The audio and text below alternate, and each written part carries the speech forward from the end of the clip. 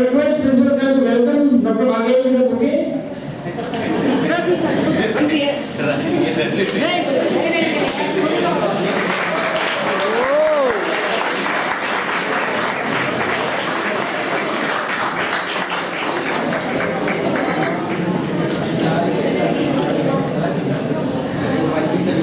now I request Dr. Arun Mishra to give a brief profile of Dr. Bagel, who is a very dynamic and very friendly person. Everybody was voted.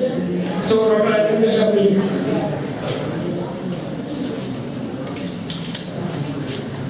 Thank you Rajiv sir.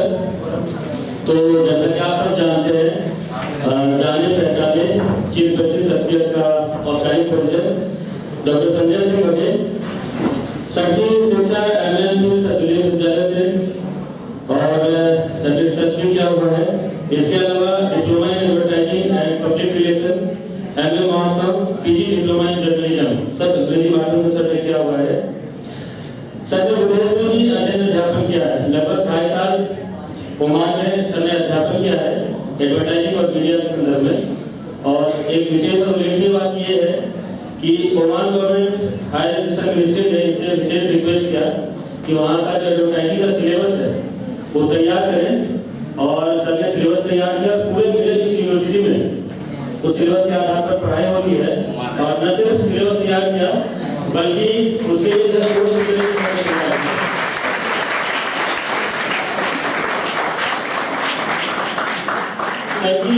अब तक 4 पुस्तकें प्रकाशित हो चुकी है, और HRD ministry से सबको पुरस्कृत भी किया जा चुका है। Advertising and social media status in middle east, ये एक विशेष किताब है, उल्लेखनीय किताब है, जो अंग्रेजी में लिखी गई है और जर्मन पब्लिशर द्वारा इसका प्रकाशन हुआ है।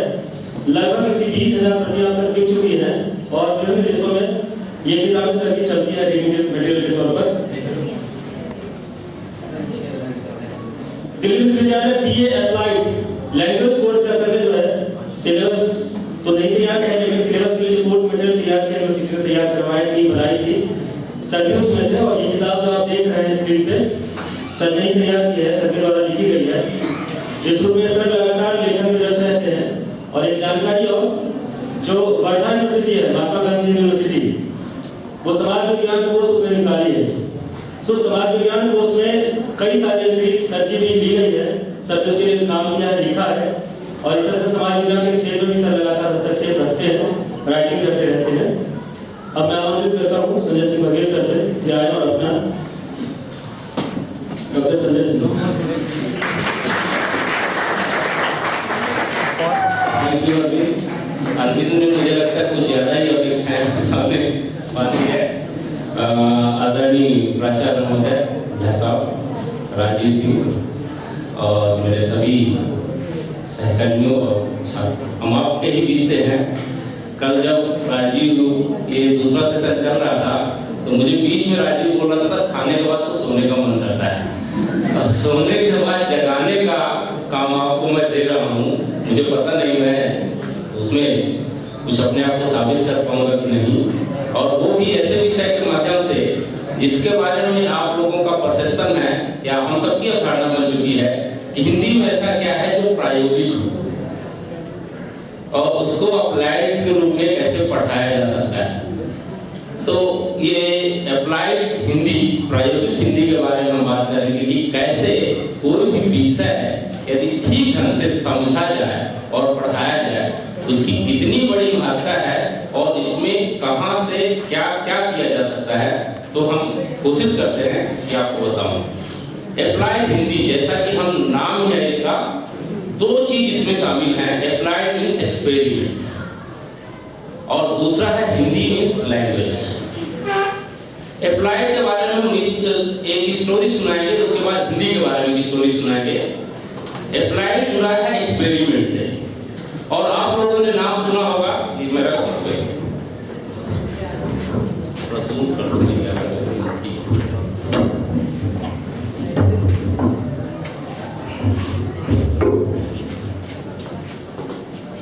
आप लोगों ने नाम सुना होगा, आवाज आ रही है, नाम सुना होगा एन नारायण मूर्ति का। किसी ने सुना है? एन नारायण मूर्ति इन्फोसिस जो दुनिया की दूसरी सबसे बड़ी सॉफ्टवेयर कंपनी है। वो जब 1973 में कानपुर आईआईटी में अप्लाइड फिजिक्स के स्टूडेंट थे 3rd ईयर के, तो उस समय वहाँ पर कोई उनको पढ़ाने के लिए आया एक सेमिनार में कुछ इसी तरह का कि नए विषयों को नई सोच के साथ समय के साथ कैसे चेंज किया जाए। तो वो लेक्चर था आईटी पर, जो अगला सेशन है हमारा आईटी पर ही है। तो वो जो वक्ता थे उससे उन्होंने नारायण मूर्ति इतना प्रभावित हुए और बोले कि वो जो वक्ता थे वो बोल कर गए कि आने वाला भविष्य जो है 1973 की मैं बात कर रहा हूँ आईटी का है। तो वो सब सेमिनार होने के बाद खाने में लग जाते हैं, कहीं कहीं मिलने चले जाते हैं या कि और कुछ काम होते वहाँ चले जाते हैं। नारायण मूर्ति साहब ने क्या किया, सेशन खत्म होने के बाद अप्लाइड फिजिक्स तो पढ़ ही रहे थे, वो बोले कि आईटी में हम अप्लाइड का कैसे उपयोग कर सकते हैं। तो वो वक्ता ने थोड़ा अलग से समय, क्योंकि सब चीज़ें तो आपको 1 घंटे में नहीं बताई जा सकती जो नेचुरल चीज़ है, तो वो समय निकाल कर उन्होंने बोला कि आईटी पे कुछ किताबें भी आ चुकी हैं और ये हो सकता है तुम्हारे लाइब्रेरी में जाकर देखो। और वो जाके लाइब्रेरी सेशन खत्म होने के बाद लाइब्रेरी में देखा और 2-3 किताबें उनको आईटी पे मिली।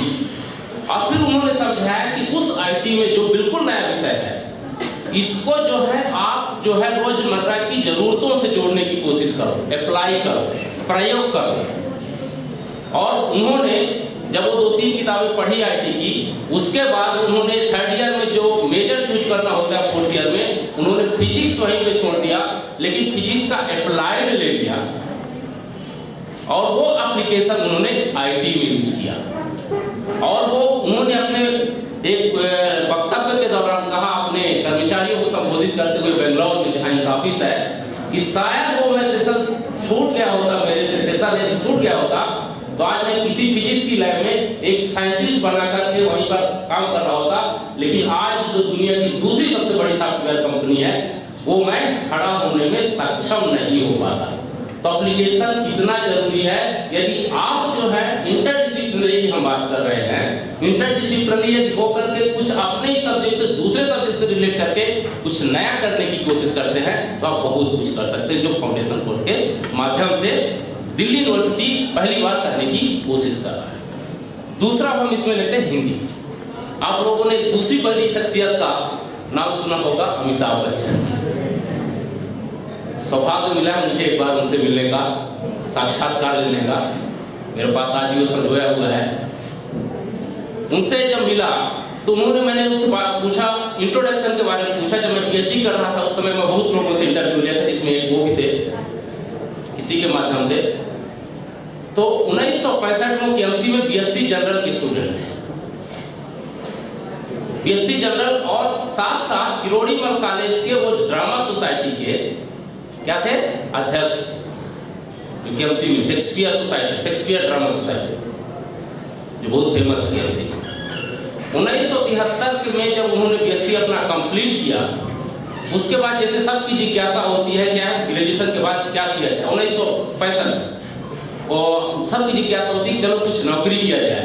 सबके साथ उन्होंने ग्रेजुएशन करने के बाद नौकरी निकली रोजगार समाचार में, और एक होता है नेवी में फ्रेट डीलर, जिसको दलाल कहते हैं हिंदी में, दलाली का काम करना, कमीशन एजेंट जिसको। बीएससी करने के बाद वो कलकत्ता चले गए, उनका सिलेक्शन हो गया और वो कलकत्ता में जो है बंदरगाह में पोर्ट में एक कमीशन एजेंट के रूप में काम करने लगे। 6 महीने तक अमिताभ बच्चन के बारे में आपको पता हो तो उन्होंने दलाली का काम किया, एक फ्रेट डीलर का काम किया, एक बंदरगाह कलकत्ता बंदरगाह।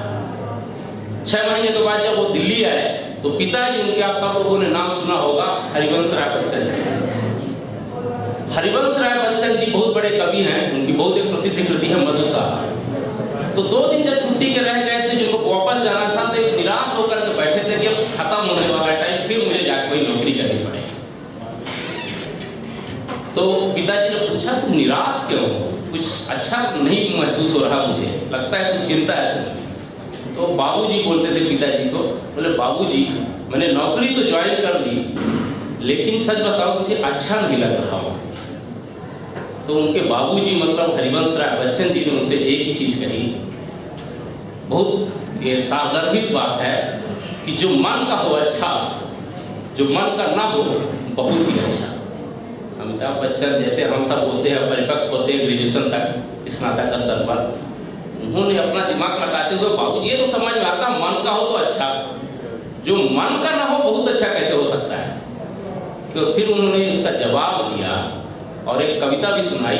इसके बाद जो तुम्हें समझ में आए वही करना। मैं ये जो है जैसे आजकल हम करते हैं बच्चों के मामले में बहुत ज़्यादा दखलंदाजी नहीं करते। उन्होंने कहा मन का जो है अच्छा है वो हम अपने से सोचते हैं कि मुझे क्या करना चाहिए,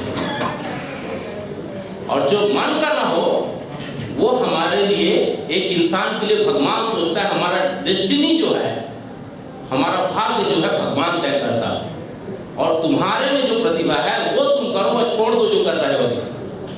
तुम्हारा तुमने बताया कि मुझे रंगमंच पसंद है, तुम्हारी आवाज़ बहुत अच्छी, तुम्हारी भाषा अच्छी है, तुम बोल अच्छा सकते हो, तुम्हारे में आत्मविश्वास है थिएटर करते हुए, छोड़ दो ये नौकरी सौकरी, आज जो तुम कर रहे थे वहीं चले जाओ। एक कविता मैं सुनाता हूँ कि जो सबके लिए उपयोगी है, और उस समय अमिताभ बच्चन के कैरियर को डिसीजन के समय भी, निर्णय के समय में भी जो उनके बाबूजी ने सुनाई थी, शायद आपको भी उससे पता चल जाए कि हम कहाँ कहाँ भटकते हैं। तो उन्होंने सुनाई थी मधुशाला की एक पंक्ति, मदिरालय जाने को घर से चला है पीने वाला। मदिरालय मीन्स टास्क, टारगेट, लक्ष्य, उद्देश्य। मदिरालय जाने को घर से चला है पीने वाला, किस पथ से जाऊं असमंजस में है बोला वाला। हम क्या करें ग्रेजुएशन के बाद, क्या ना करें, ये सबके साथ होता है। किस पथ से जाऊं असमंजस में है बोला वाला, अलग अलग पथ बदलाते सब। मैं जिससे भी पूछता हूँ, कोई बोलता है आईटी में कर लो, कोई बोलता है मीडिया में कर लो, कोई बोलता है पीजी कर लो, कोई बोलता है यार लेक्चरर बन जाना, नहीं बीएड कर लेना। अलग अलग पथ बदलाते सब, पर मैं यह पथ बदलाता हूँ, एक राह तू पकड़ चला चल, पा जाएगा मधुशाला।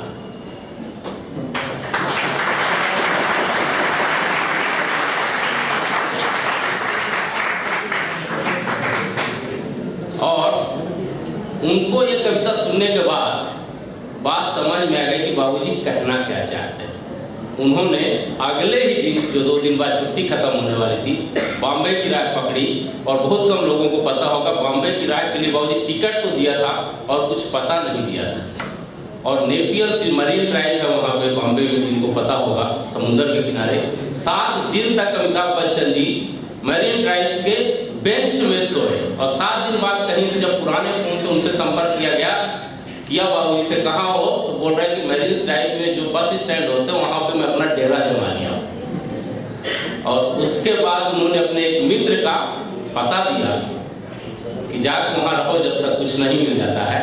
और वो अमिताभ बच्चन यदि उस समय अपना जो उनमें प्रतिभा थी, जो उनमें छुपी हुई कला थी, जो उनमें भाषा की पकड़ थी, शाहरुख खान साहब कितना भी ट्राई कर लें, लेकिन अमिताभ बच्चन जी के कद को, उनकी भाषा को, उनकी दक्षता को नहीं पकड़ सकते, कभी नहीं छू सकते। और नहीं तो यदि वो नहीं गए होते उस समय, तो आज भी किसी बंदरगाह में महाप्रबंधक या जीएम बन करके वही दलाली का रसीद करते थे। चलिए अब हम आगे बढ़ते हैं थोड़ा सा फाउंडेशन कोर्स के बारे में। हालांकि हमारे पूर्व वक्ताओं ने और सबने थोड़ा थोड़ा बताया, चूँकि मुझे थोड़ा सा अनुभव है कि यूएस यूनिवर्सिटी जो हमारी मॉनिटरिंग अथॉरिटी थी, पर्डू यूनिवर्सिटी, मैं 2.5 साल वहाँ पर पढ़ा के आया हूँ, तो मुझे लगा, और जो आप ये बीच में जो पढ़ते रहते हैं कि टाइम्स मैगजीन का यूनिवर्सिटी रैंकिंग आता है, फोर्ब्स यूनिवर्सिटी का ये रैंकिंग आता है, बहुत सारा चीज़ आता रहता है बीच में, और उसमें हमारे देश की कोई भी यूनिवर्सिटी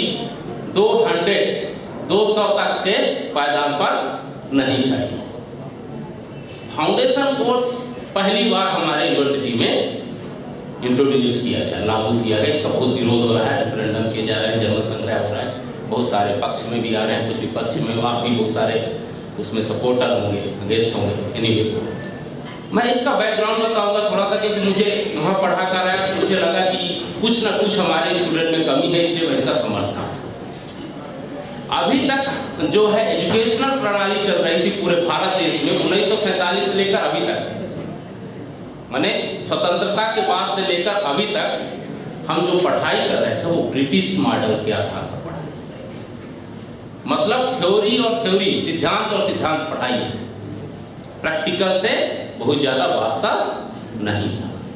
अमेरिकन मॉडल बोलता है कि यदि जो कल गिरीश्वर मिश्र जी बोल रहे थे कि सर्वांगीण विकास करना है, होलिस्टिक डेवलपमेंट करना है किसी को, तो ऐसे सिलेबस को बांटिए कि जिस पर 50% थ्योरी हो और 50% प्रैक्टिकल।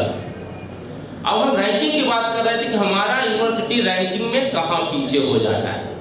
अभी पिछले हफ्ते में इकोनॉमिक्स टाइम्स में एक इंटरव्यू पढ़ रहा था प्रोफेसर रेणु का, जो पहली महिला है, भारतीय महिला, जो अमेरिका की किसी यूनिवर्सिटी में, ह्यूस्टन यूनिवर्सिटी में चांसलर बनी।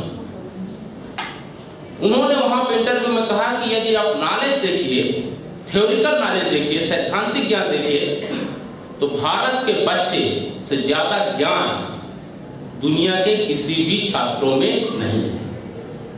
और मैंने पाया भी, आप किसी भी दुनिया के यूनिवर्सिटी में चले जाइए, हर एक जगह आपको भारतीय मिल जाएगा और सबसे ज्यादा मिल जाएगा, हर एक क्षेत्र में, खासकर आईटी में तो बहुत ही ज्यादा। और आपको ये जानकर ताज्जुब होगा कि हार्वर्ड के 3 जो 7 बड़े डिपार्टमेंट है, उसमें से 5 बड़े डिपार्टमेंट के हेड और director Indian, business, economics, philosophy, social science and IT.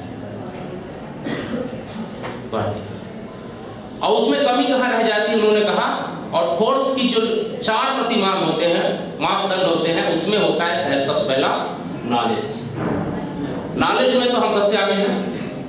फिर होता है नॉलेज का प्रेजेंटेशन, आप कैसे करते हैं। प्रेजेंटेशन में जहां 25 नंबर का 100 नंबर के मार्क में, नॉलेज में हम 24 पाते हैं, 23 पाते हैं, प्रेजेंटेशन में हम 2-3 में अटक जाते हैं, क्योंकि हमारे यहाँ अभी तक आईसीटी ओरिएंटेड, जो हम आईसीटी कहते हैं, information and communication technology oriented education दी नहीं जाती। तो आईसीटी ओरिएंटेड नॉलेज नहीं देते तो 25 में 3 नंबर पाए जाते हैं। फिर आप कभी भी आप बाहर की यूनिवर्सिटी, हार्वर्ड यूनिवर्सिटी पढ़िए, कैम्ब्रिज पढ़िए, ऑक्सफोर्ड पढ़िए, जो टॉप 10 रैंकिंग में आती हैं, मैं पढ़ाया हूँ, वहाँ पे एक कोर्स होता है इंटरपर्सनल स्किल, जिसको इंडिया में आजकल इंट्रोड्यूस किया गया है सॉफ्ट स्किल कम्युनिकेशन के नाम। सब बच्चे चाहे बिजनेस पढ़े, चाहे आईटी पढ़े, चाहे इकोनॉमिक्स पढ़े, 4th ईयर में आप करके जा करके इंटरपर्सनल स्किल सबको पढ़ना ही पढ़ना है। आप जब एग्जाम आता है, लिख बहुत अच्छा लेते हैं, और जब इंटरव्यू आता है, बोलने की बात आती है, तो आप घबरा जाते हैं। क्या बोलना है उसको प्रेजेंट ही नहीं कर पाते हैं, तो वहां पर आपका जो कम्युनिकेशन स्किल है खत्म हो जाता है। फिर चौथा उन्होंने बोला, फिर उसमें हम रैंकिंग में पीछे रह जाते हैं। चौथा है कॉन्फिडेंस।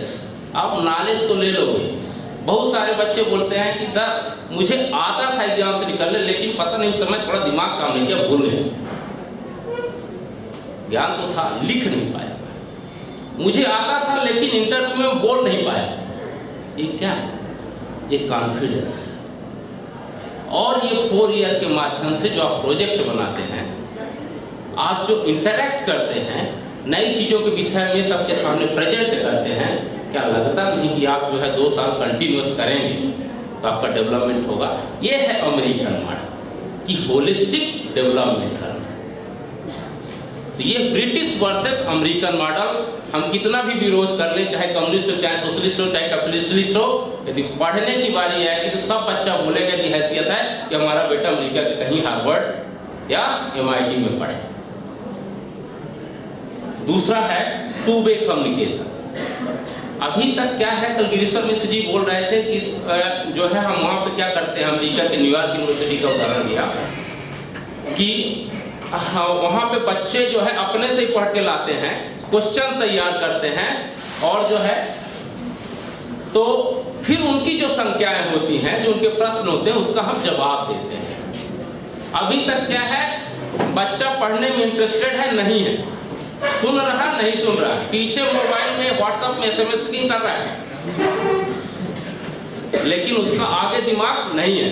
पता है सबसे सीरियस दिखाएंगे, सबसे सीरियस में नीचे कुछ और चल रहा है, दिल कहीं है, दिमाग कहीं और। तो ये क्या है, अभी तक जो है ब्रिटिश मॉडल में 1-वे कम्युनिकेशन चल रहा था। अब जब आप 2-वे कम्युनिकेशन की बात करेंगे, इसलिए कि आप क्वेश्चन आप राइज कर रहे हैं, उत्तर हम बता रहे हैं, तो ऑब्वियसली आप इंटरेस्ट लेंगे, क्योंकि शंका आपके पास, हमारे पास नहीं। तो 2-वे प्रणाली जो है ये पहली बार इंट्रोड्यूस की, मुझे नहीं पता इसमें कितने लोग सहमत हैं। तीसरा है अब मैं प्रोफेसर हो गया हूँ, बहुत जगह से धक्के खाने के बाद आप लोगों को लेक्चर देता हूँ। कई कई जगह मुझे बुलाया जाता है कि CTET एक एग्जाम होता है, CTET जिसको बोलते हैं, टीचर बनने के लिए। अभी कुछ दिनों पहले मुझे चंडीगढ़ में एज ऑब्जर्वर बुलाया गया और मैं भी कई घाट घाट का पानी पी करके मीडिया से, बैंकिंग से, एकेडमिक्स फिर बाहर करने के बाद यहाँ जब पहुँचा तो मुझे लगा, मेरे सीनियर्स जो मुझसे बोलते थे सिविल सर्विस देना है, बैंक पीओ देना है, तो भैया 9 से लेकर 12 तक की तुम हिस्ट्री, ज्योग्राफी, साइंस सब पढ़ डाल। वो जो है हम शिकायत करते हैं, यार मैं, मेरा परिवार और परिवेश तो मैं बचपन में ही पढ़ा हूँ, अब क्या पढ़ने की जरूरत है। प्यून से लेके देश की सबसे बड़ी परीक्षा IAS तक, यदि आपका जनरल अवेयरनेस आपके सोसाइटी के प्रति सब विषयों के मामले में नहीं है तो आप कोई भी परीक्षा पास नहीं कर सकते। इसलिए सब विषयों का ज्ञान जरूरी है। और हम ये भी कहना चाहेंगे कि आप जो कहते हैं बच्चे कि हमारा नाम राहुल है, हम उत्तम नगर से आए हैं और हमारे पिताजी ये करते हैं, हमारे 4 भाई हैं, उनसे जो है मेरा एक ही उत्तर है कि वो बस इतना ही नहीं है, मैं और मेरा परिवार और मेरा परिवेश। जब आप पढ़ाएं तो इस चीज को सोचिए, मैं, मेरा परिवार और परिवेश, मैं है यहाँ पे अमिताभ बच्चन, मैं है यहाँ पे नारायण मूर्ति। जो अपने आप को नहीं जानता है, मैनेजमेंट में एक होता है SWOT एनालिसिस, आप लोग जानते हैं। हो सकता है मैं कुछ अंग्रेजी में और हिंदी में मिक्स करूंगा क्योंकि इंटरडिसिप्लिनरी की बात हो रही है, और जब तक हम उसको नहीं कर समझा पाएंगे तो शायद आप इस चीजों को, इवन अप्लाइड को, हिंदी को भी नहीं समझ पाए। SWOT एनालिसिस, नारायण मूर्ति और अमिताभ बच्चन ये मैं, लेकिन उनको ये नहीं पता है कि उनके अंदर भी एक हनुमान जी छुपा हुआ है, उनके अंदर भी एक मिलेनियम स्टार छुपा हुआ है, उसके अंदर भी एक इंडस्ट्रियलिस्ट छुपा हुआ है। उसको बताने वाला कौन है? उसको बताने वाला टीचर है, उसको बताने वाले हरिवंश राय बच्चन जी। वो मैं को जगाने वाला जो है कौन है? टीचर। कि आप कैसे उस SWOT एनालिसिस कीजिए, बच्चे का स्ट्रेंथ क्या है। SWOT का मतलब होता है strength, weakness, opportunity and threat. यदि आप अपनी स्ट्रेंथ को नहीं पहचान पाते, जीवन में कुछ नहीं कर पाएंगे कि हमारे अंदर खूबियां क्या है। फिर मेरा परिवार, यदि उस समय अमिताभ बच्चन को उनके पिताजी ने सही दिशा नहीं दी होती, वो कविता के माध्यम से नहीं समझाया होता, तो क्या लगता है कि अमिताभ बच्चन यहां तक पहुंच पाते? परिवार का रोल है कि नहीं? तीसरा, परिवेश। यदि नारायण मूर्ति साहब को IIT कानपुर में पढ़ने का मौका नहीं मिला होता तो नारायण मूर्ति साहब क्या आज दुनिया की सबसे बड़ी दूसरी सॉफ्टवेयर कंपनी के मालिक होते, MD होते? परिवेश। ऐसे जब आप चीजों को लेंगे तो चीजें शायद ज्यादा क्लियर होंगी जब रिलेट करें। तो इसलिए मैं कहता हूं फाउंडेशन कोर्स जो है आप पढ़ रहे हैं, मैं ये नहीं कि मैं राहुल हूं, मैं उत्तम नगर में, मेरा पिताजी का नाम ये तो हमारा 3 साल का बच्चा भी जानता है, मेरा बेटा भी जानता है, आरब की भैया पापा का नाम ये है, मम्मी का नाम ये, मेरा स्कूल ये है, सब जानता है।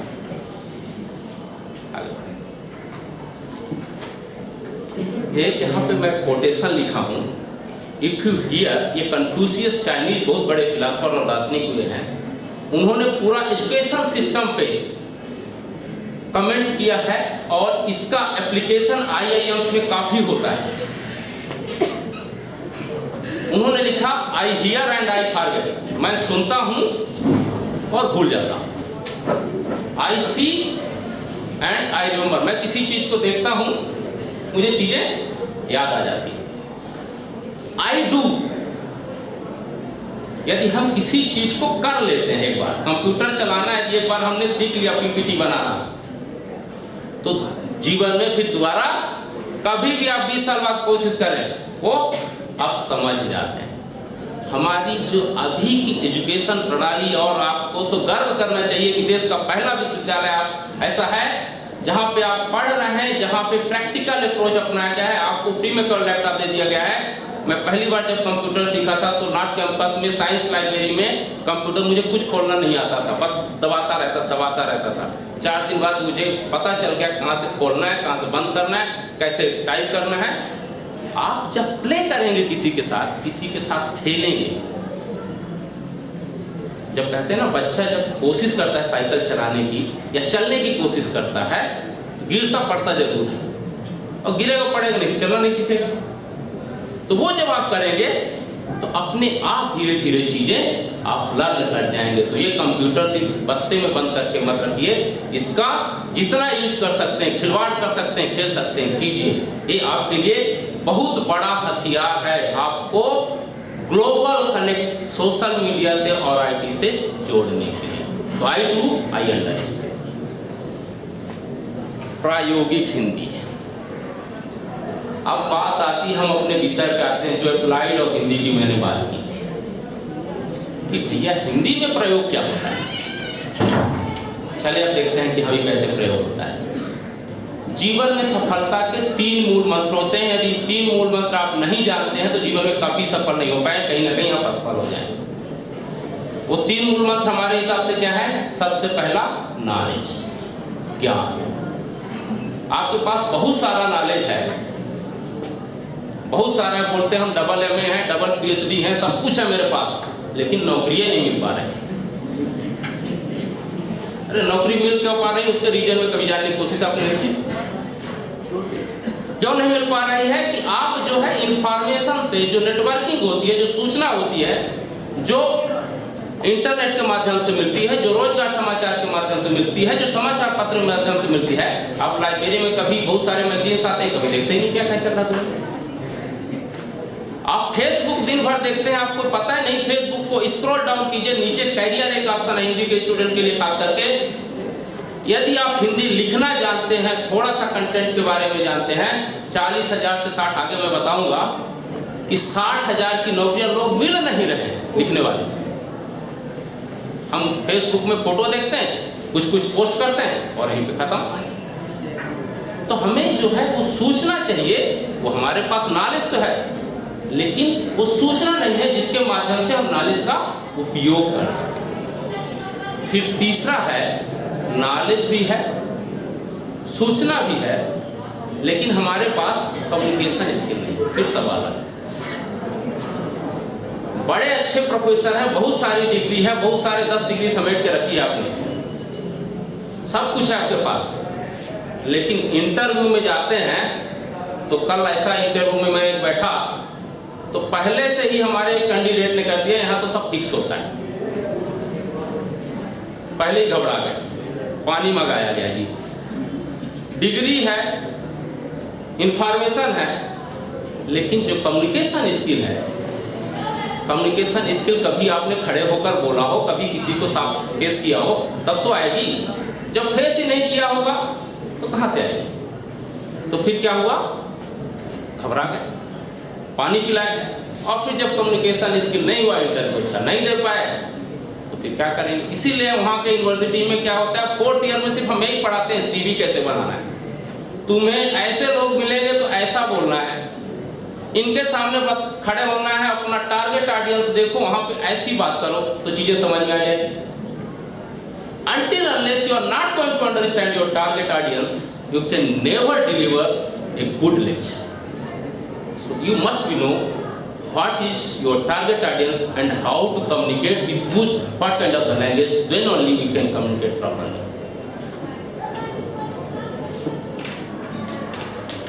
थोड़ा हिंदी का हूँ, माफ कीजिए, अंग्रेजी क्योंकि प्रैक्टिस है कई बार बोलने की। तो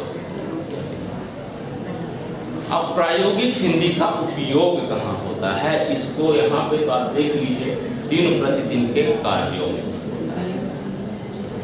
एक हम ये बात क्लियर कर देना चाहते हैं, ये जब हम प्रायोगिक हिंदी की बात करते हैं तो ये लिटरेरी लैंग्वेज बिल्कुल नहीं है, ये साहित्यिक हिंदी बिल्कुल नहीं है, व्याकरणिक हिंदी बिल्कुल नहीं है। जो साहित्य के हिसाब से समझ कर आए होंगे उनके लिए उनकी तरफ से मैं क्षमा प्रार्थी हूँ। व्याकरण देखेंगे, मेरे बहुत सारा, मुझे पता है कि मेरे में उच्चारण में बहुत सारे दोष हैं, मुझे ये अपना पता है, कमजोरी है।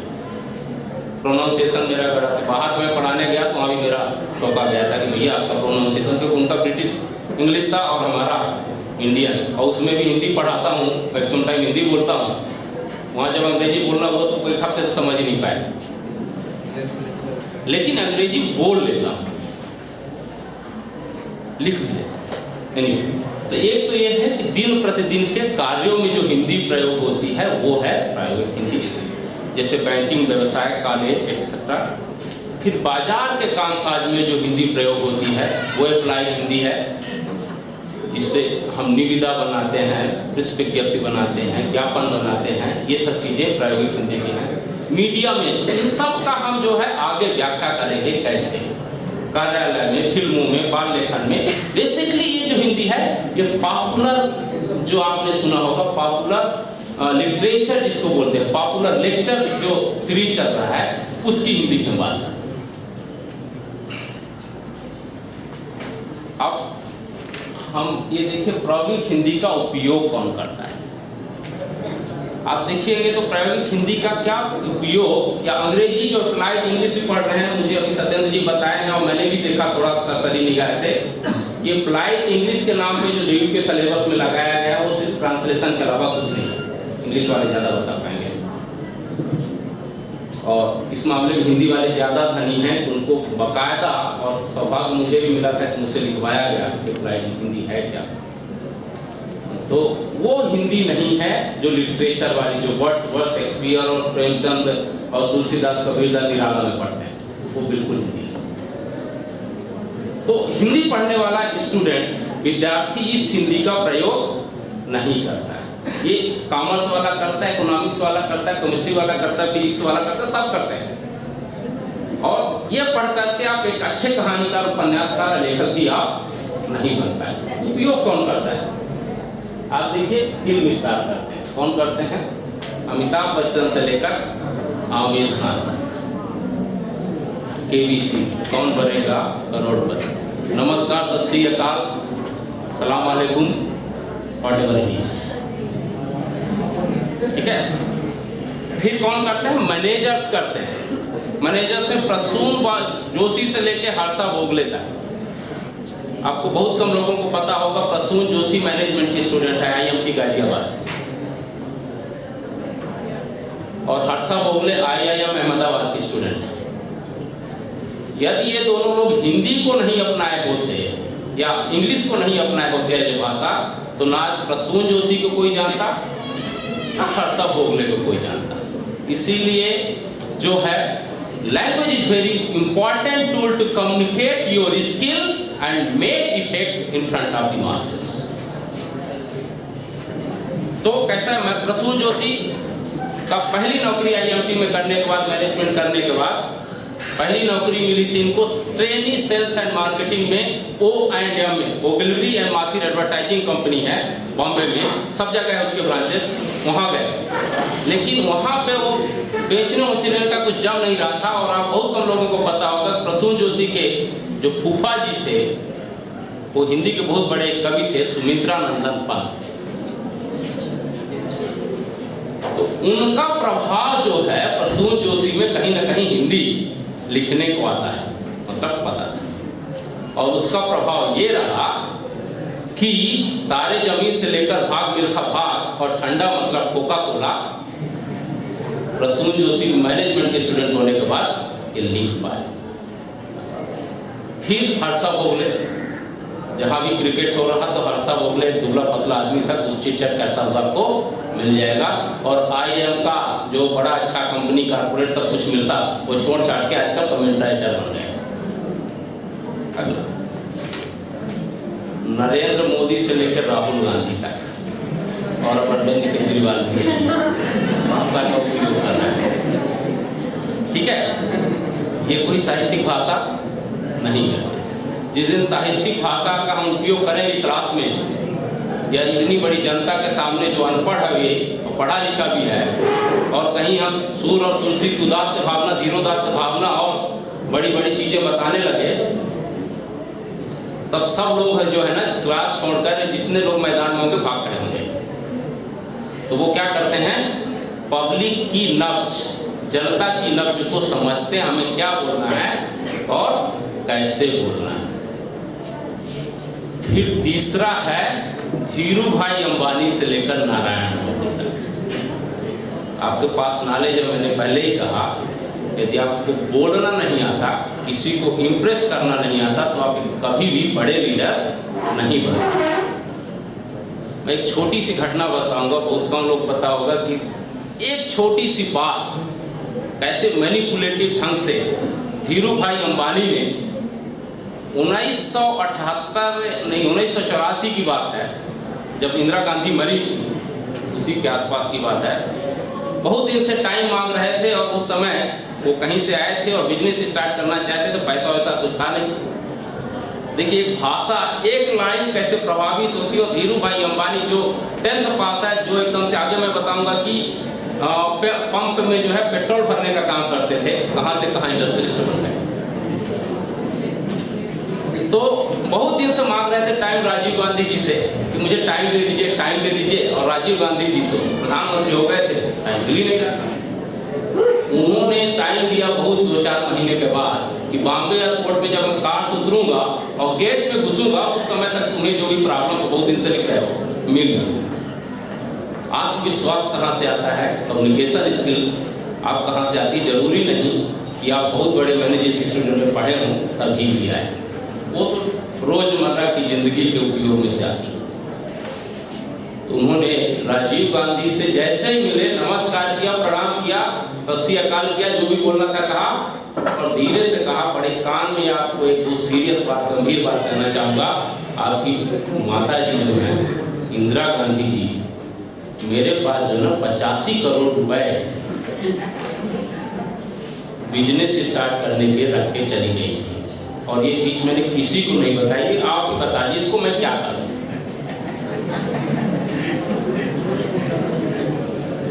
वो कोई 85 करोड़ रुपया नहीं,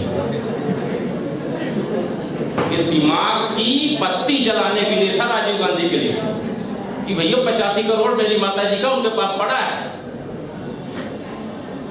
अब उनके मन में 85 करोड़ समझ में आने लगा, तो अब 85 करोड़ जहां आया तो ऑब्वियसली फिर धीरू भाई अंबानी को दोबारा टाइम देंगे ही देंगे। अब वो उनके अकाउंट में ट्रांसफर तो कर नहीं सकते थे, तो उन्होंने बोला कि एक काम करो, इससे तुमने जो कोई इंडस्ट्री स्टार्ट कर दो। और उसी का परिणाम रहा कि रिलायंस आया।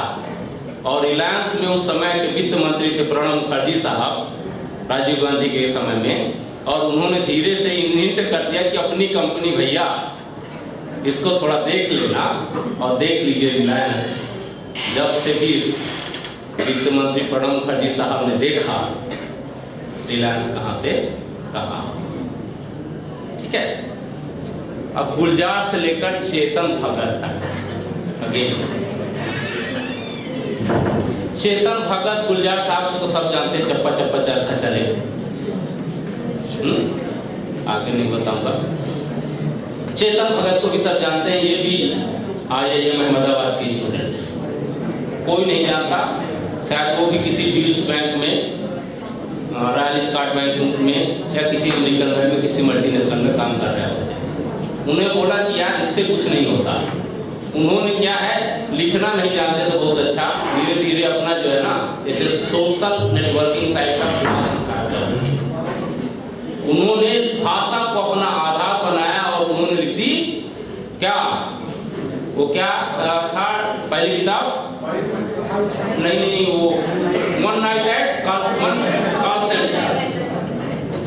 उन्होंने एक किताब लिखी, और यदि मैं पढ़ी है मैंने वो किताब, यदि उसकी लैंग्वेज देखी है और अंग्रेजी वाला उसको चेक करेगा तो लगता है कि मैनेजमेंट का एग्जाम कैसे पास कर लेता था। अंग्रेजी तो बिल्कुल सही नहीं है, हिंदी का उपयोग के बोल सकता हूँ। तो उन्होंने जो अंग्रेजी प्रयोग की है, अप्लाइड इंग्लिश प्रयोग की, लिटरेचर वाली इंग्लिश नहीं, मैंने पढ़ी वन नाइट एट क्लास। और आज देख लीजिए चेतन भगत दुनिया के 100 सबसे प्रभावित करने लोगों की श्रेणी में यदि आ रहे हैं तो अपनी लेखन के बल पे आ रहे हैं, मैनेजमेंट की वजह से नहीं आ रहे। क्रिकेटर से लेके कमेंटेटर तक नवजोत सिंह सिद्धू 90 के दशक में जब जहाँ का मैं हूँ, सबसे पहले दूरदर्शन आया था, वो छिलमिलाता हुआ दूरदर्शन आता था, और नवजोत सिंह सिद्धू सर ठका के जब खेलने जाते थे और जब कभी एकदम से हिट कर देते थे और man of the match, man of the series बोल देते, तो बोलना नहीं आता था, तो शर्माते शर्माते कुछ बोल पाते थे। अंग्रेजी में एक बहुत अच्छा वर्ड है ट्रांसफॉर्मेशन,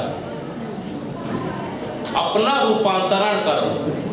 जो नवजोत सिद्धू खेलते हुए कभी बोल नहीं पाता था, 6 महीने का उसने सॉफ्ट स्किल कम्युनिकेशन, भाषा की दक्षता का कोर्स किया। ये भी होता है, दिल्ली में भी होता है, मुझे भी मौका मिला एक 2 जगह जो है बोलने का। तो वो कोर्स करने के बाद जो नवजोत सिंह सिद्धू का ट्रांसफॉर्मेशन हुआ है, फिर देखिए कहीं भी मंच पे फिर आ जाते हैं नवजोत सिंह सिद्धू, हो गुरु, अरे गुरु हो जा शुरू, फिर बल्ले बल्ले ठोको ताली क्या बोलते हैं, कौन कहता है आसमान में सुराग नहीं हो सकता यारो,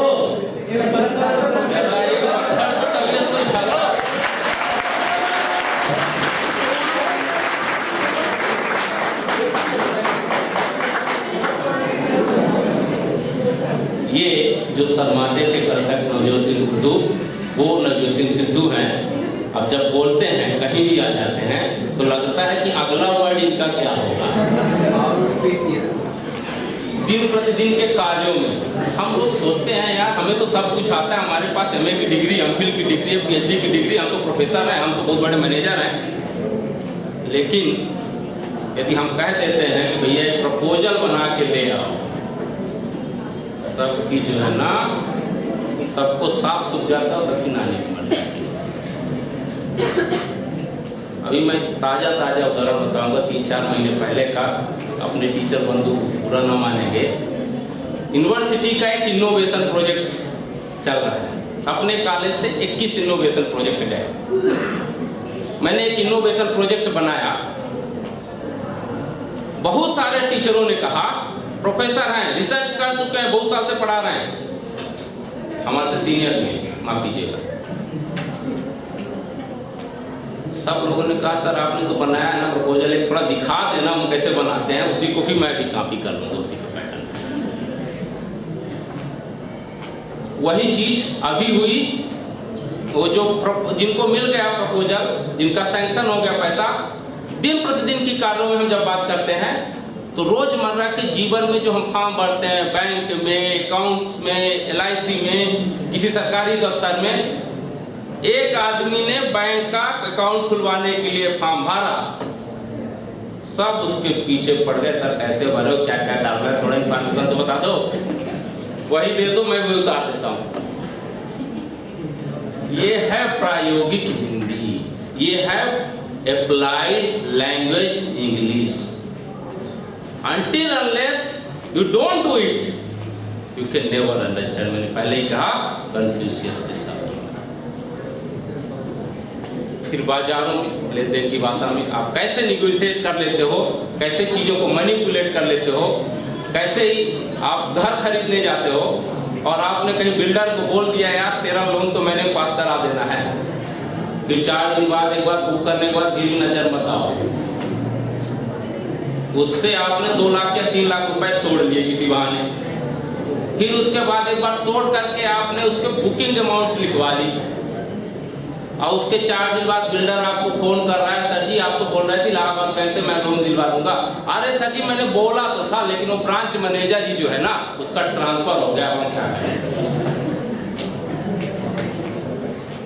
ये है अगेन, जब आप काम करने जाते हैं तो कैसे चीजों को आप जो है मैनिपुलेट कर लेते हैं, प्रभावित करते हैं, ये है। फिर मीडिया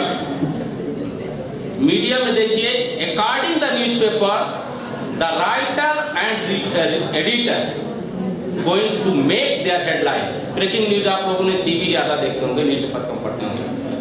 मैं कुछ हिंदी का कुछ अंग्रेजी का, मैंने पहले ही कहा उदाहरण दूंगा, 4 हेडलाइंस है, मैंने पेपर से ली है, मैंने अपने से नहीं दिखाई से। जलवा दिखाने को तैयार बॉलीवुड की आंधी, ये हेडलाइंस है एक समाचार पत्र का। ठीक, दूसरा है हेडलाइन, बदनाम गली में मर्डर की इनसाइड स्टोरी। नवभारत टाइम्स यदि आप पढ़ लीजिए, हिंदुस्तान आप पढ़ लीजिए, हिंदी इंग्लिश मिक्स इंग्लिश चलती है एप्लाइड के नाम पे, पॉपुलर लिटरेचर के नाम पे। ये हेडलाइंस है। फिर तीसरा है, कौन है मोदी का असली दुश्मन नंबर 1। अब भैया यदि हमारे जो व्याकरणाचार्य होंगे, शुद्ध लिटरेचर वाले होंगे, तो बोलेंगे यार क्या कर दिया, भाषा की तो ऐसी तैसी कर दी, इसमें हिंदी भी डाल दिया, अंग्रेजी भी डाल दिया, कुछ तो बचा ही नहीं। लेकिन आपको समाचार पत्र बेचना है, आपको मैसेज सरल शब्दों में कम्युनिकेट करना है। तो ये चीजें, ये भाषा जो आम बोलचाल की भाषा है, उसको आप जो है प्रिंट मीडिया में और इलेक्ट्रॉनिक मीडिया में लाना तो पड़ेगा, क्योंकि पब्लिक की डिमांड यही। एक और मैंने हेडलाइंस ली दिल्ली टाइम्स में पिछले हफ्ते, यदि आपने दिल्ली टाइम्स देखा होगा, एक फोटो आया था, उसमें ये हेडलाइंस थी, व्हेन सनी मीट्स हनी। भैया ये सनी कौन है? आपने फोटो भी देखी होगी सब लोग, बच्चे लोग तो Sunny means Sunny Leone, Honey means Honey Singh.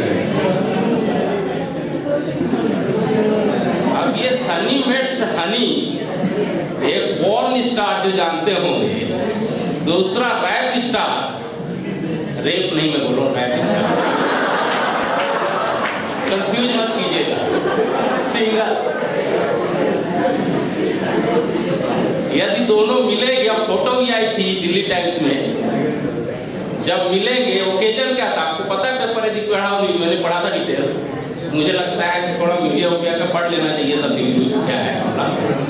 तो मैंने पढ़ा, तो उसमें उन्होंने लिखा Sunny meets Honey and occasion was the Ekta Kapoor second sequel of the Ragini MS2।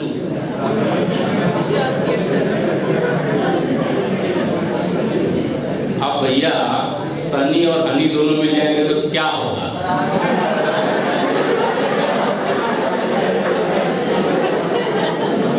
मालूम क्या हुआ? आप गलत अर्थ मत सोचिएगा।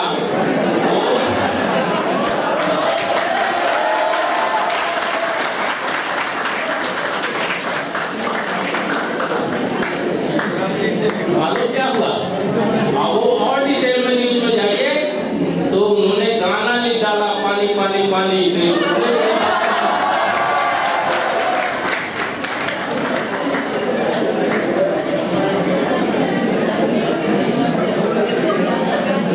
तो बात को समझने की जरूरत है, भाषा को कैसे पकड़ना है, सिचुएशन के साथ पकड़ना है, और क्या लिखना है, कब लिखना है कि लोगों को अपील कर जाए। अब हम चाहते हैं विज्ञापन की दुनिया में थोड़ा, यहाँ भी थोड़ा सा मजा लेते हैं, विज्ञापन कैसे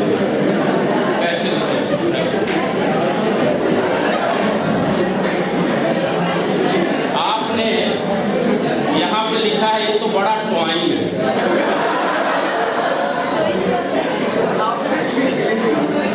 आज तक मुझे ये नहीं समझ में आया कि टॉइंग है क्या।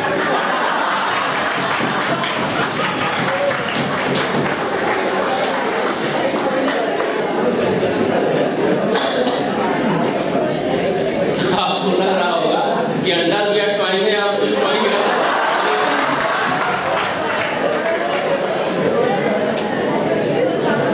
एक चीज गौर करने वाली बात है यहाँ पे, जो ट्रांसलेशन पढ़ाते हैं, खासकर सत्येंद्र जी जो लोग अप्लाइड इंग्लिश पढ़ाते हैं, और हिंदी वाले भी जो ट्रांसलेशन पढ़ाते हैं, उनके लिए विज्ञापन यदि आपने नहीं पढ़ा है, उसकी कुछ प्रैक्टिकल, उसमें थ्योरेटिकल चीजों में नहीं गए, कभी विज्ञापन का कॉपीराइटिंग आप नहीं कर सकते। विज्ञापन में एक होता है, एक और प्रकार का विज्ञापन होता है, that is called teaser campaign, चिढ़ाने वाला विज्ञापन, जो आपको एक नया वर्ड आपके सामने मार्केट में क्रिएट कर करके फेंक दे, लेकिन उसका अर्थ जो है किसी को न मारे, और आप उसके पीछे परेशान रहेंगे भैया टॉइंग क्या है। नहीं तो एक चीज आप ध्यान रखिए, अमूल बटर बनाने वाली एक कंपनी सब उसकी दुनिया भर में एशिया का नंबर 1 बटर बनाने वाली कंपनी के रूप में अमूल प्रतिष्ठित है। उसको कौन जानेगा कि भैया अंडर गिरवन है।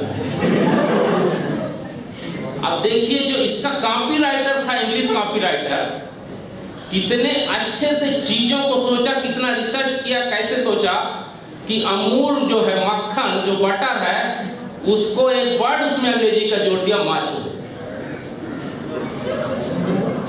माचो मीन्स माचो मैन, सबको पता है। मतलब वो अंडरवियर पहन लिया आपने तो आप माचो मैन बन गए।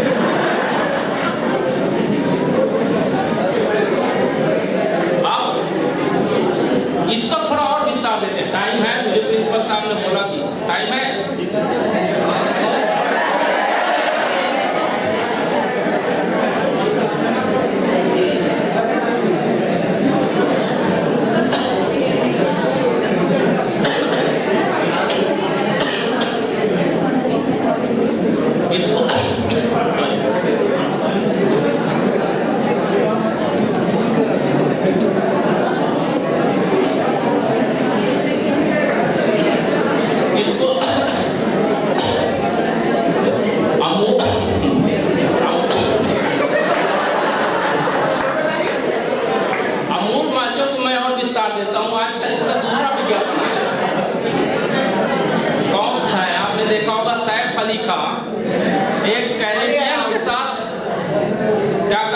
पुशअप कर रहा है, फर्श पे कर रहा है ना वो। कुछ देर पुशअप करने के बाद जो है कैरेबियन तो थक जाता है। तो आपने ध्यान दी, इसको बोलते हैं विज्ञापन में स्टोरी लाइन। स्टोरी लाइन आप कैसे क्रिएट करते हैं। क्योंकि मैं बैंक में विज्ञापन और मार्केटिंग वाला डिपार्टमेंट देखा और कुछ बड़ी कंपनियों के बीच में ये सब स्लोगन लिखा, उसका रिसर्च भी थोड़ा समझ आया, इसलिए मुझे चीज़ें समझ में आने लगी। शायद मैं हिंदी का प्योर होता तो मुझे नहीं समझ में आती।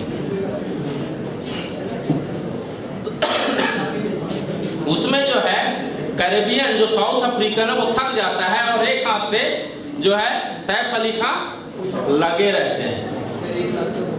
फिर एक हाथ से जब लगे रहते हैं तो उसके बाद सैफ अली खान का डायलॉग देखिए वहां पे आता है, बस इतने में ही। और फिर उसका इशारा क्या है, अमूल माचो अंडर गारमेंट्स में जाता है और उसका पंच लाइन आता है क्या,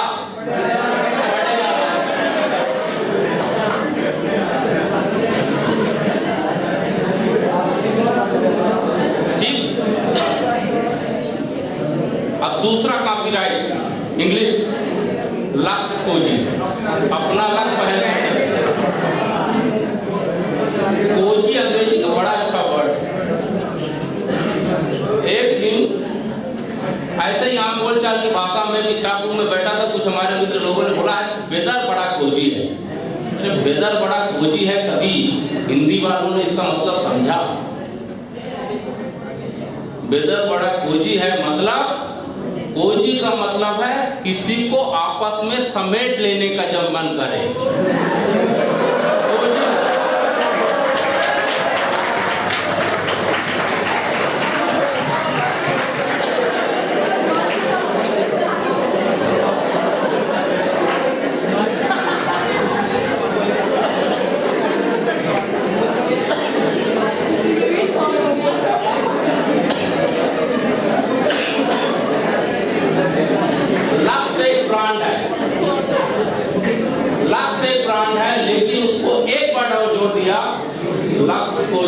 लक्स कोजी यदि आप पहन के चलेंगे तब आपका भाग्य खुल जाएगा।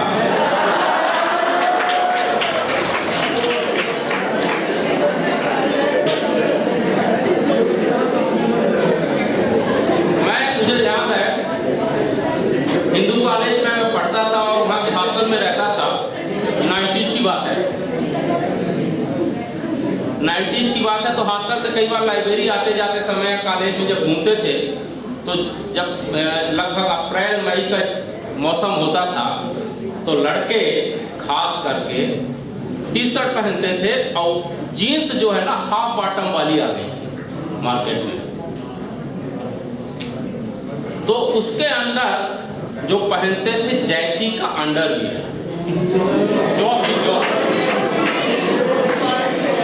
जीन्स का कितना भी अच्छा उससे इम्पोर्टेंट नहीं है, वो दिखाना चाहते थे।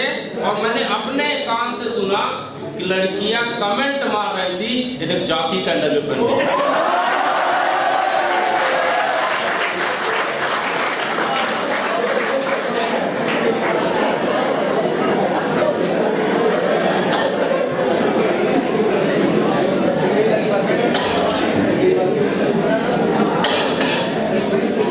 जॉकी है क्या? Jockey is a brand you are creating by the research and then you are giving a kind of the expression a language which can deliver you the right message or right consumer audience. Until unless you are not knowing the consumers, your audience, commerce वाले जो marketing पढ़ाते होंगे जानते होंगे marketing में एक subject होता है कंज्यूमर बिहेवियर। और कंज्यूमर बिहेवियर में यदि आपने मास्लो मॉडल नहीं पढ़ा, मास्लो थ्योरी आपने नहीं पढ़ी,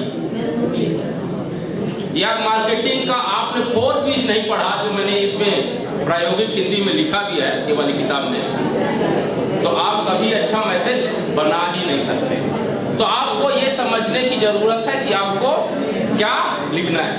हमारे कुछ लोग उठ के भाग रहे हैं, ज्यादा ही मैं बोल पा रहा हूँ। अगला है आइडिया मोबाइल का। मैं टाइम थोड़ा इसलिए भी ले पा रहा हूँ डिटेल में जाकर के, मुझे थोड़ा हिंट मिल गया है कि आप थोड़ा सा टाइम लीजिए, जिनको आना है अगले सेशन में थोड़ा नहीं, कुछ लोग जा रहे हैं इसलिए बोल रहा हूं। चलेगा?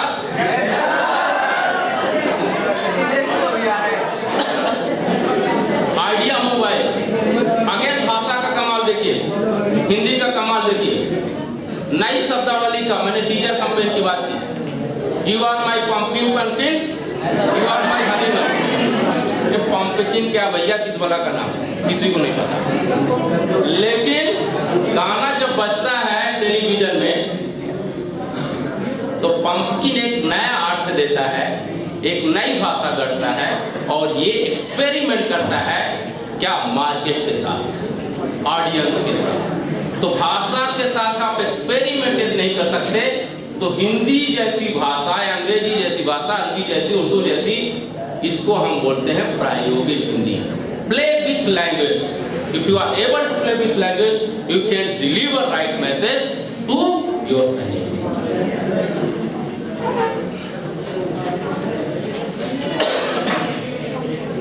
अब कॉपी लेखा के बहुत बड़ा एरिया है क्रिएटिव फील्ड में। कॉपी लेखक जो होते हैं, विज्ञापन जितने आप देखते होंगे समाचार पत्र में, हिंदी में और अंग्रेजी में, सब जो है कॉपीराइटर द्वारा लिखे जाते हैं। अब एक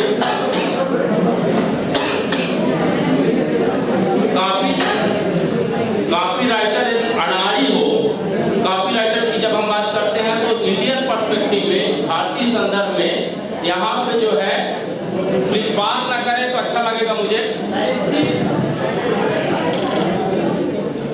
अच्छा लगेगा, अब आपको सुनने में मजा आएगा, इसमें थोड़ा क्रिएटिव हो रहा हूँ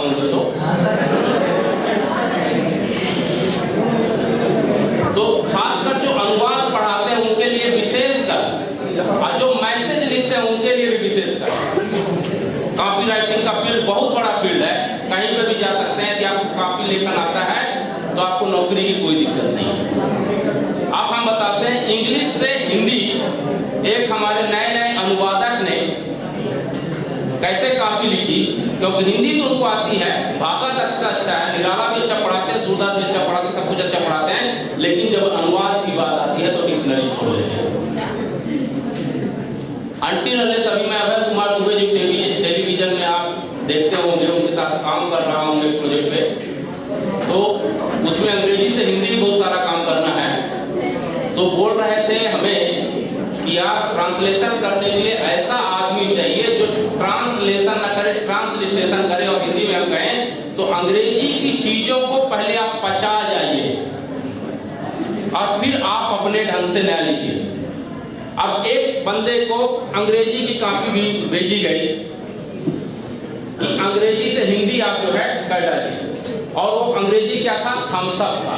थम्स अप का विज्ञापन बहुत फेमस है, बहुत पुराना है, टेस्ट द थंडर। टेस्ट का मतलब सबको पता है स्वाद, है ना। थंडर का मतलब शायद सबको नहीं पता हो। हिंदी के लोग क्या करेंगे, यही बात अंग्रेजी वाले होते तो क्या करते, थंडर का डिक्शनरी में उन्होंने मीनिंग देखा बिजली, और डिक्शनरी में ही मिलेगी भारतीय वाली डिक्शनरी किसी भी, बिजली। थंडर मतलब होता है बिजली। अब थम्स अप का यदि आपने अनुवाद कर दिया बिजली को चखो,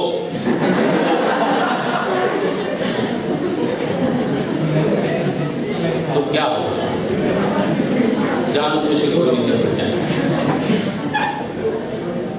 अगला है निविया का विज्ञापन, बहुत फेमस हुआ था।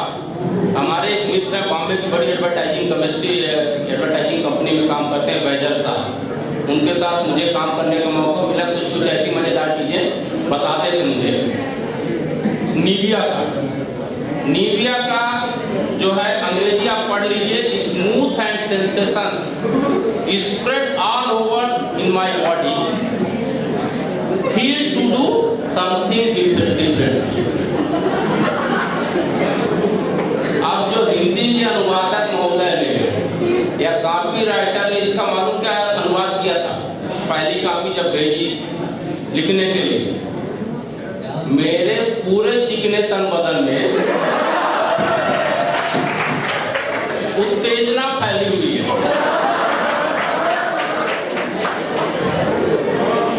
और अब कुछ अलग करने का मन हो।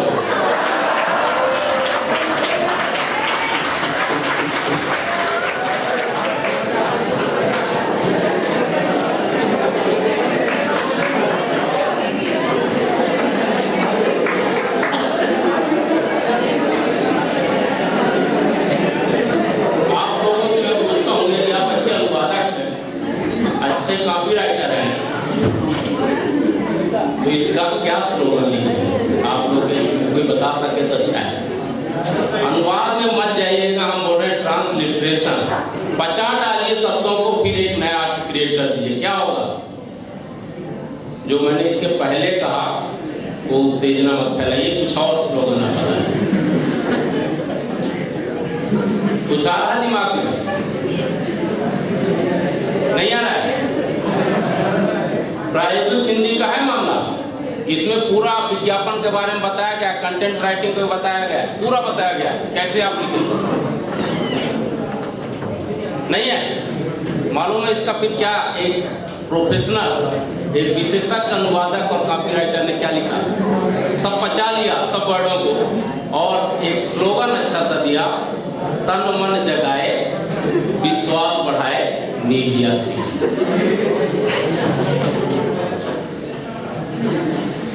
देखा कितना भाषा का अर्थ से अनर्थ हो सकता है यदि आप भाषा को प्रयोग करना नहीं जानते। कार्यालय में जब हम काम करते हैं तो आपको बहुत सारी चीजों से काम करना पड़ेगा। कल का जो प्रोग्राम था, आप लोग प्लीज